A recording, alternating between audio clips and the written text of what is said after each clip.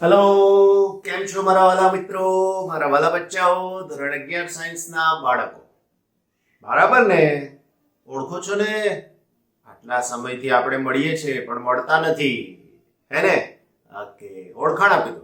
તમારા વાલા એવા દિવ્યેશ સર અને તમે મારા વાલા, રાઈટ? ઓકે, તો આપણે એક જ કામ હોય છે. કયું? મારે ભણાવવાનું, તમારે ભણવાનું, રાઈટ? એ જ કામ આપણું છે, બીજી કોઈ વાત તો થઈ શકતી નથી. હા, અલગ અલગ વિડીયો તમને જરૂર આપું છું, JEE નીટ આ તે બધું, રાઈટ? મોટિવેશનલ જે કઈ જરૂર છે આપતો રહું છું. થોડીક સમયની મર્યાદા છે એટલે તમને મળતા રહેશે વિડીયો. ટ્રાય કરીશ કે હજુ વધારે કંઈક તમને આપી શકું. આઈ ટ્રાય માય લેવલ બેસ્ટ. જેવી રીતના તમે ફિઝિક્સ શીખવા માટે દ્રઢ નિશ્ચય કરીને બેઠા છો, એવું હું પણ તમને આગળ લઈ જવા માટે દ્રઢ નિશ્ચય કરીને બેઠા છું. આપણી જર્ની પાછી ચેપ્ટર નંબર 7 ધોરણ 11 ચાક ગતિ કણોના તંત્ર અને ચાક. આપણા ઉદાહરણ ચાલી રહ્યા છે. તો આજનું આપણું ઉદાહરણ નંબર છે 7.14, પેજ નંબર 168. તો અહીંયા લખીએ ઉદાહરણ નંબર 7.14 મારા વાલા બચ્ચાઓ, રાઈટ? શું છે આની અંદર? એક મોટરના પૈડાની કોણીય ઝડપ 16 સેકન્ડમાં સમય t is equal to 16 second માં 1200 rpm થી, that means omega 1 1200 rpm. rpm નો મતલબ રોટેશન પર મિનિટ.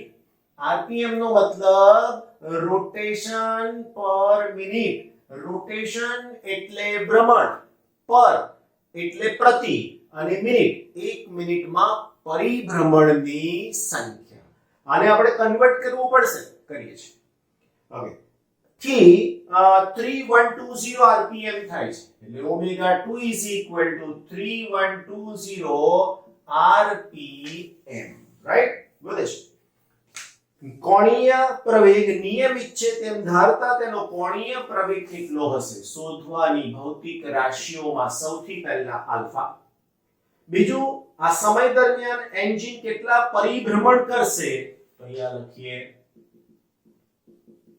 પરિભ્રમણની સંખ્યા. બરાબર ને? બસ આપણે આવું શોધવાનું છે. હવે આનું કન્વર્ઝન તમને જો હું શીખવાડું મારા વાલા બચ્ચાઓ, તો તમારે એક સૂત્ર યાદ રાખવું પડે છે. કયું? તો એક પરિભ્રમણ બરાબર 2 પાઈ રેડિયન, રાઈટ? બીજું, એક મિનિટ બરાબર શું લખી શકાશે? 60 સેકન્ડ, રાઈટ? તો આનું બંનેનું ભેગું કન્વર્ઝન જો હું તમને આપું તો લખી શકાય એક પરિભ્રમણ પ્રતિ, ઓકે, નવી લાઈનમાં લખી યાદ રહે એટલા માટે, એક પરિભ્રમણ પ્રતિ મિનિટ બરાબર 2 પાઈ upon 60 રેડિયન પર સેકન્ડ. આ નોંધી લો, કારણ કે મારે આનું કન્વર્ઝન આગળ તમને બતાવવાનું છે એટલા માટે. તો હવે આ મારી પાસે rpm છે, ધ્યાન રાખજો. તો હું લખીશ 1200 એની સાથે 2 પાઈ ના છેદમાં 60. કયો એકમ થઈ ગયો? રેડિયન પર સેકન્ડ. પછી લખું છું એકમ. એક 0 કેન્સલ, 6 ગુણાકારમાં 2 એટલે 12 એટલે 20. તો આનો આન્સર થઈ જશે 40 પાઈ રેડિયન પર સેકન્ડ. આ બધી વસ્તુઓ અલગ છે.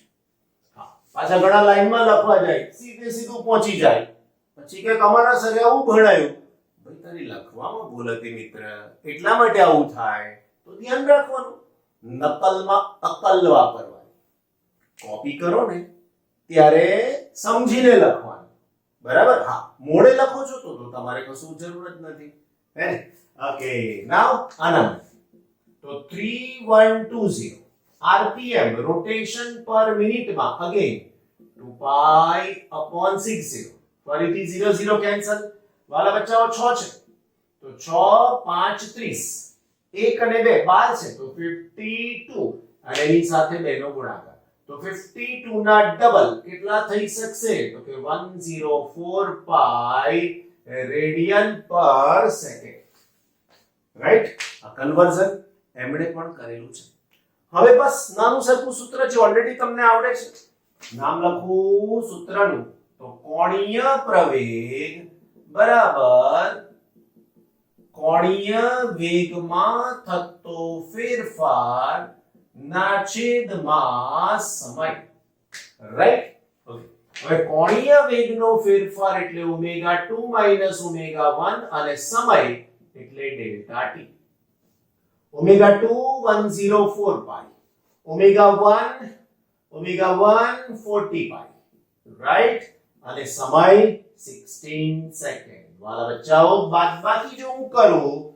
તો પાઈ તો પાઈ રહેશે જ છેદમાં આવશે 16 104 અને 40 તો 64 થાય 16 ગુણાકારમાં 4 એટલે 64 તો કોણીય પ્રવેગ આલ્ફા ઇઝ ઇક્વલ ટુ 4 પાઈ એકમ લખીશ રેડિયન પર સેકન્ડ સ્ક્વેર બોલો મારા ભૂલકાઓ એકદમ સરસ મજા આવી ને ઓકે નાઉ હવે આગળની ચર્ચા હવે નેક્સ્ટ આપણી પાસે શું કરવાનું તેની વાત કરીએ હવે તો હવે એની અંદર મારે તમને બીજું શોધીને આપવાનું છે પરિભ્રમણની સંખ્યા હવે પરિભ્રમણની સંખ્યા ડાયરેક્ટ નહીં મળે તો તમારે શું કરવું પડે તો તમારી પહેલા કોણીય સ્થાનાંતર શોધવું પડે હવે કોણીય સ્થાનાંતરનું સૂત્ર શું થાય ધ્યાન રાખજો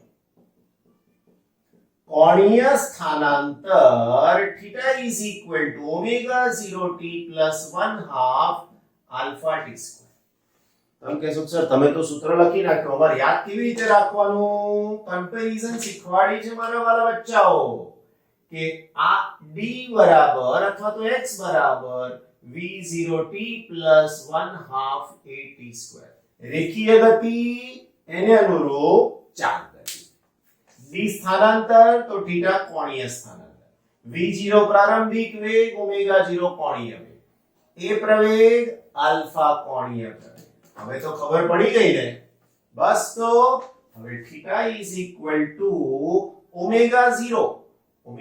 એટલે પ્રારંભિક એટલે આ આપણા માટે ω1 અહીંયા લખી દઈશ ω0 તો હવે આવશે 40 સમય 16 સેકન્ડ ગુણાકારમાં 16 પ્લસ 1/2 આલ્ફા શોધી આપે 4 t નો સ્ક્વેર તો t નો સ્ક્વેર 16 into 16 બરાબર ને θ is equal to 16 ગુણાકારમાં 4 એટલે 64 અને 0 640 પાઈ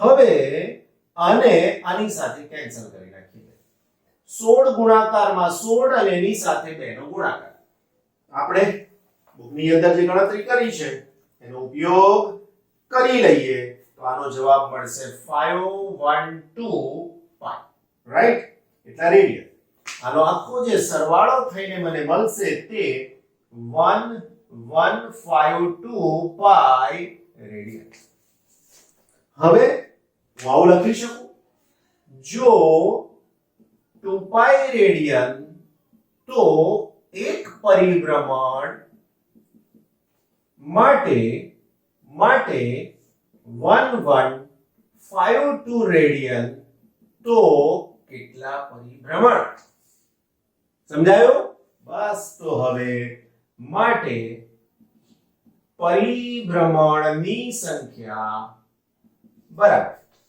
1152 into 1 divided by 2 પાઈ મારે અહીંયા પાઈ લખવાના રહી ગયા છે આ પાઈ રાઈટ કેટલા કે માર્ક કર્યું કેટલા કે ના કર્યું રાઈટ ભૂલ છે તો છે હે 2 પાઈ પાઈ કેન્સલ આની સાથે તો આને 2 એટલે અહીંયાથી આવશે 5 15 એટલે 7 1 એટલે 6 576 પરિભ્રમણની સંખ્યા આ આપણો આન્સર સહેલું હોય છે થોડુંક સમજવાની આવશ્યકતા કરેક્ટ?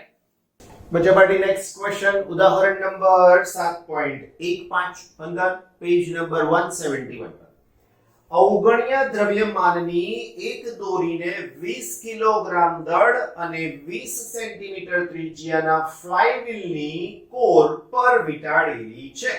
આકૃતિમાં બતાવ્યા પ્રમાણે 25 ન્યૂટન જેટલું ખેંચાણ બળ લગાડેલ છે. આ ફ્લાયવ્હીલ ઘર્ષણ રહિત બેરિંગ સાથે એક સમક્ષિતિજ અક્ષ પર જડેલ છે. હવે આ જે માહિતી છે એ બધી જ આકૃતિમાં આપેલી છે. તમે જુઓ, આવી રીતે એક ફ્લાયવ્હીલ. હવે તમને એમ થાય કે સર આ ફ્લાયવ્હીલ પાછું નવું શું છે? બચ્ચા પાર્ટી આગળ એક શબ્દ આવી ગયો, ફ્લાયવ્હીલ. આપણી પાસે એવું સમજો કે આમ સખત લોખંડ જેવા ભારે પદાર્થમાંથી બનેલી એક તકતી છે. સહેજ જાડાઈ છે, એની ઉપર દોરી વીંટાળી દીધી છે. બોલાય નહીં મારાથી ફિઝિક્સના ટીચર તરીકે, પણ ઉદાહરણ આપું છું તમને સમજવા માટે. ઉત્તરાયણની જે આપણી ફેસ્ટિવલની વાત આવે છે, દોરી આપણે જે ફિરકા ઉપર વીંટીએ છીએ એના જેવું કંઈક અહીંયા કર્યું છે. એનો મતલબ કે દોરી આની ઉપર વીંટાળી દીધી છે, રાઈટ? અને બીજું, એ દોરીના બીજા છેડે આપણે અહીંયા દળ મૂકી દીધું છે. આ કેટલું દળ છે? તો 25 ન્યૂટન જેટલું બળ લગાડે છે. દળનું મૂલ્ય નથી આપ્યું, ડાયરેક્ટ બળ કીધું છે 25 ન્યૂટન, રાઈટ? અને આની ત્રિજ્યા આપી છે વાલા મિત્રો તમને r. તો r is equal to 20 centimetre, 20 એટલે 0.2 મીટર કહી શકું એમ છું. હા, દોરીને છેડે 20 કિલોગ્રામ અવગણ્ય દોરીને 20 કિલોગ્રામ દળની સાથેની વાત કરી છે, રાઈટ? ફ્લાયવ્હીલની કોર પર તો અહીંયા લખી શકું એમ છું n is equal to 20 kilogram તો આનું દળ છે. અવગણ્ય દ્રવ્યમાનની દોરીને 20 કિલોગ્રામ દળ અને 20 સેન્ટીમીટરની ફ્લાયવ્હીલની કોર પર વીંટાળેલી છે. એટલે આનું દળ m is equal to 20 kg છે. જોયું, દળ ખૂબ વધારે છે, જોયું તમે, રાઈટ? તો એને ફ્લાયવ્હીલ કહેવાય. નોર્મલી ફ્લાયવ્હીલ આવી દિવાલ પર લગાડી દીધું હોય છે અને એની પર દોરી વીંટાળી શકાય અને એના સાથેના પ્રયોગો થાય. મિકેનિકલ એન્જિનિયરિંગમાં જે જશે એને આ બધું સમજવાનું આવશે. બાકી ધોરણ 11 સાયન્સ તો બધાને ભણવાનું છે, તો પછી આ ભણવું જ પડશે અત્યારે. ચાલો તારે આગળ વધીએ વાલા બચ્ચાઓ, બરાબર ને? ચાલો, પહેલું શોધવાનું છે ફ્લાયવ્હીલના કોણીય પ્રવેગની ગણતરી કરો. ડાયરેક્ટ તો અહીંયા લખીએ વ્હીલના કોણીય પ્રવેગ. નંબર એ પહેલું, વ્હીલનો કોણીય કન્સેપ્ટ સમજાવું કેવી રીતના થાય તે, રાઈટ? ડાયરેક્ટ આન્સર નહીં મળે. તમારી પાસે આ કન્સેપ્ટ યાદ રાખવાનું રહેશે. Torque is equal two I into alpha. આના ઉપરથી જોવું પડે. ટોર્કનું બીજું સૂત્ર છે R. બસ અહીંયા તમારું કન્સેપ્ટનું કામ પૂરું થઈ ગયું. હવે ગણિતનું કામ શરૂ થાય આના પછી. હવે આ સૂત્ર તો તમને ખબર છે, F is equal to m into a જેવું થઈ ગયું. આ સૂત્ર પણ તમને આવડે છે, હું અહીંયા બતાવું છું આને કેવી રીતે આવ્યું તે, રાઈટ? પછી આપણે આગળની ગણતરી વિચારીએ છીએ, રાઈટ? ધ્યાન રાખજો. વ્હીલ પર લાગતું ટોર્ક સદિશ ટોર્ક is equal to સદિશ r ક્રોસ f. હવે ધ્યાન રાખજો, હું આનું મૂલ્ય લઉં છું એટલે r f sin, અહીંયા આ r કીધું મેં અને આ દિશામાં બળ લાગે છે, બે વચ્ચેનો ખૂણો 90 ડિગ્રી થઈ ગયો. બસ તો અહીંયા થઈ જશે sin 90, તો સૂત્ર થઈ ગયું rf. જોઈ લો વાલાઓ. તો હવે મને ટોર્ક મળી ગયો. તો torque is equal two r ની વેલ્યુ મીટરમાં લેવાની. જો કન્વર્ઝન ભૂલી ગયા તો આખો દાખલો ખોટો. તમે કહેશો સર આખો દાખલો? યસ, કારણ સેન્ટીમીટર છે ત્યાં અને એને કન્વર્ટ કરવા પડશે મીટરમાં. બાકી બધું જ એમકેએસમાં છે. તો 0.2 અને એની સાથે ગુણાકારની અંદર બળ છે આપણી પાસે 25. તો આનો જવાબ થઈ જશે torque is equal two 5 newton. બોલો વાલા મારા મિત્રો, સમીકરણ નંબર 1. કોઈ મુશ્કેલી ના પડવી જોઈએ, બરાબર છે ને? બહુ સરસ. હવે મારે શોધવું પડશે આ સૂત્રના ઉપયોગ માટે જડત્વની ચાપ માત્રા. તો અહીંયા લખી શકું ફ્લાય વ્હીલની જડત્વની ચાપ માત્રા. હમણાં કીધું એ પ્રમાણે ફ્લાયવ્હીલ એટલે એક તકતી અને આ તકતી તેના કેન્દ્રમાંથી પસાર થતી અક્ષને અનુલક્ષીને ભ્રમણ કરે છે. તો જે ટેબલ મેં તમને શીખવાડ્યું છે એના દ્રવ્યમાન કેન્દ્રમાંથી પસાર થતી અને તકતીના સમતલને લંબ અક્ષને અનુલક્ષીને જડત્વની ચાપ માત્રાનું સૂત્ર થાય I is equal to 1/2 mr². અલા બચ્ચાઓ 1/2 mr² ની અંદર 1/2 m ની કિંમત 20 r એટલે 0.2 અને એનો સ્ક્વેર કરશો એટલે 0.04. હવે આની સાથે કેન્સલ કરી નાખીએ તો 0.02. આનો આની સાથે ગુણાકાર કરી દો તો I ની કિંમત તમને મળી જશે માટે I is equal to 2 into 2 એટલે 4. રાઈટ? આની સાથે એક 0 કેન્સલ થઈ જાય તો એનો આન્સર થઈ શકશે 0.2. આની સાથે એવું સમજો કે બે નો ગુણાકાર થાય એટલે 0.4 kg મીટર સ્ક્વેર. તો આ થઈ ગયું વાલા બચ્ચાઓ જડત્વની ચાપ માત્રા નંબર 2. બસ હવે તો કોણીય પ્રવેગ જોઈએ છે તો લખી શકીએ ટોર્ક બરાબર I આલ્ફા સમીકરણ નંબર 3.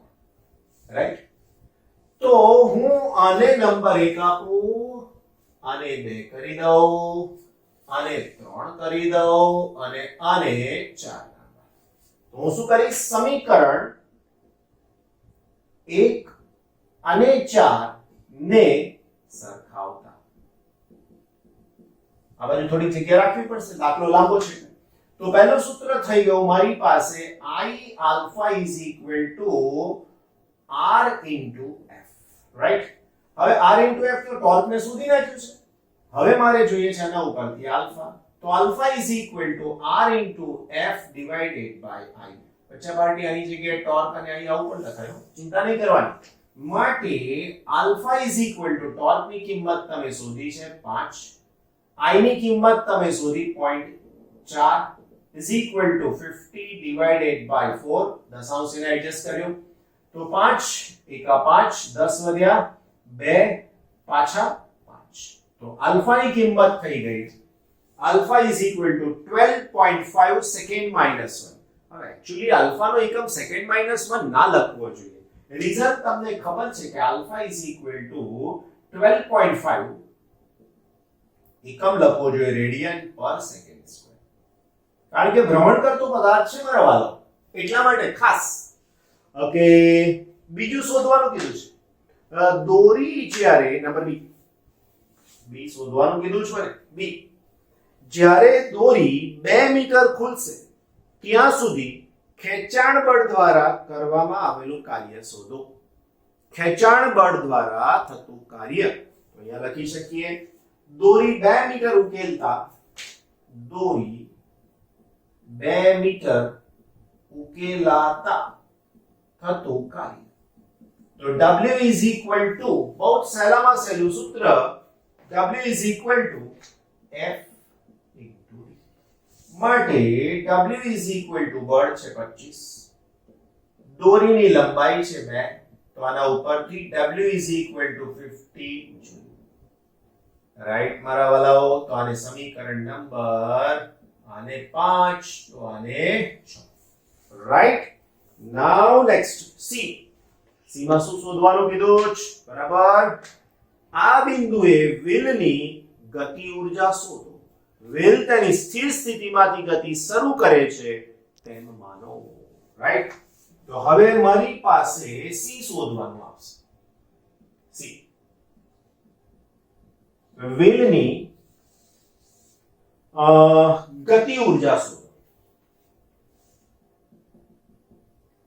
તો વ્હીલની ગતિ ઊર્જા બરાબર k બરાબર 1/2 I omega square. 1/2 I omega square. હવે હું I તો મેં ગણી નાખ્યા છું, હમણાં ગણે ને આપણે હવે મને જરૂર છે ઓમેગાની, હું કેવી રીતે લાવીશ? સમય તો આપ્યો નથી. જો સમય ના આપ્યો હોય તો અચળ પ્રવેગી ગતિમાનું ત્રીજું સમીકરણ જ વિચારી શકાય, બીજા કોઈનો વિચાર ન આવે, હે ને? તો એની અંદર હું આવું લખી શકું, બરાબર સમજજો હો.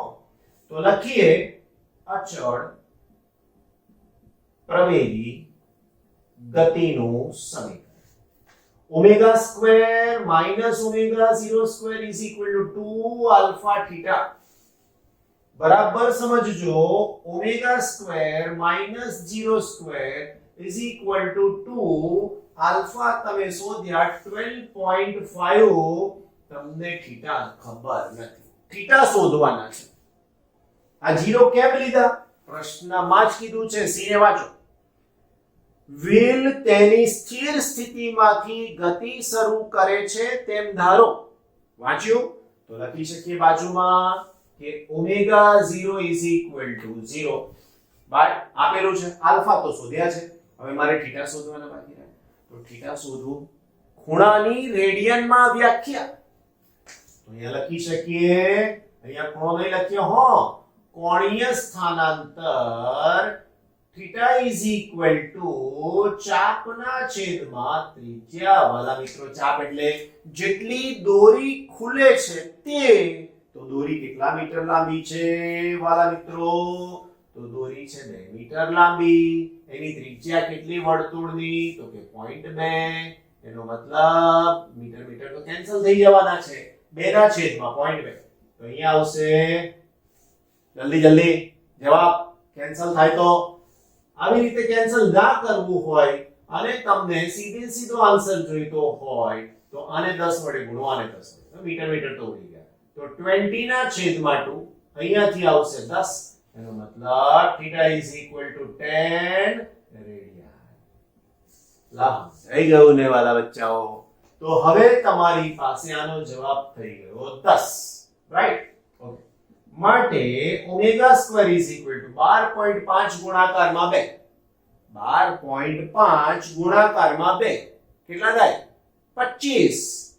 12 ના ડબલ 24 અને 0.5 અને 25 ગુણાકારમાં 10 એટલે જવાબ થશે 500. આને એકમ આપવો નથી મારે, નથી લખવું એકમ. ચાલો, રાઈટ. હવે માટે ગતિ ઊર્જા બરાબર વાલા મિત્રો k is equal to 1/2 I omega square. તો 1/2 I ની વેલ્યુ ચેક કરી લો, 0.4 into 500, રાઈટ? બસ, તો આગળ જવા દો. હવે શું થઈ શકશે ચેક કરો વાલા બાળકો. તો હવે આનો ગુણાકાર કરી લેવાનો. 2 ગુણાકારમાં આ તો કેટલા થાય? 25. 25 ગુણાકારમાં 10, 250. તો માટે omega square is equal two 250. એકમ ના લખીએ તો ચાલે, કઈ વાત ઇન બિટવીન સ્ટેપ છે માટે. ઓકે. હવે માટે ચાક ગતિ ઊર્જા બરાબર 1/2 I ઓમેગા સ્ક્વેર. 1/2 I ની વેલ્યુ 0.4 અને એની સાથે ઓમેગા સ્ક્વેર 250. આનો ભાગાકાર 0.2 અને ડબલ. માટે ચાક ગતિ ઊર્જા બરાબર 50 જૂલ. ઘણીવાર આ શબ્દ નથી લખ્યો હતો. કયો શબ્દ? તો કે ચાક ગતિ ઊર્જા, રાઈટ? તો આ સી નો જવાબ મળી ગયો. ડી નો પ્રશ્ન પાછો તમને કંઈક પૂછ્યો છે. વિભાગો બી અને સી ના જવાબોની સરખામણી કરો. તો બી નો જવાબ પણ એટલો જ છે, સી નો જવાબ પણ એટલો જ છે. તો શું લખી શકાય? તો લખી શકાય અહીં બંને રીતે મળતી ઊર્જા સમાન છે. અહીંયા પણ ઊર્જા છે, અહીંયા પણ ઊર્જા છે. એટલે કે કોઈ પણ ઊર્જા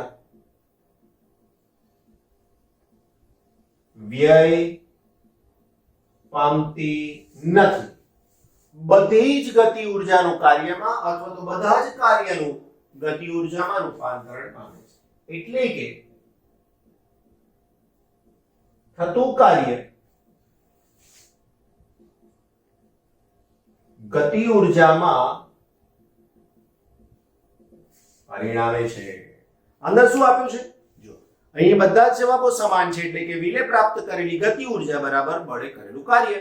ઘર્ષણને લીધે ઉર્જાનો વ્યય થતો નથી, એ જ આપણે પણ કીધું. બરાબર ને? ઓકે વાલા બચ્ચાઓ, આગળ 7.13 નંબરનો ટોપિક આપણે હજી કમ્પ્લીટ કરવાનો બાકી છે. તો હાલમાં એકાદ બે સ્વાધ્યાય ને ન્યાય આપી દઈએ આપણે, હે ને? તો કામ થઈ જાય. વાલા બચ્ચાઓ, સ્વાધ્યાય 7.1 નંબર જોઈએ, પેજ નંબર છે 178. શું કહે છે? એક સમાન દળ ધરાવતા એક ગોળો, નળાકાર, રિંગ, સમઘન આ દરેક પદાર્થના દ્રવ્યમાન કેન્દ્રનું સ્થાન જણાવો. શું પદાર્થનું દ્રવ્યમાન કેન્દ્ર પદાર્થની અંદરના જ ભાગમાં હોય તે જરૂરી છે? વન બાય વન સમજતા જઈએ. નંબર 1 ગોળો. હવે કશું કીધું નથી એટલે હું એને નક્કર ગોળો કહીશ. વાલો, નક્કર ગોળો એટલે પૃથ્વીના ગોળા જેવો ગોળો. હવે જો એવો ગોળો હોય તો એનું દ્રવ્યમાન કેન્દ્ર ગોળાના કેન્દ્ર પર હોય. અહીંયા લખી શકીએ, અહીં દ્રવ્યમાન કેન્દ્ર એ ગોળાના કેન્દ્ર પર હોય, જે ગોળાની અંદર છે. એટલે જ્યાં દ્રવ્ય છે ત્યાં છે.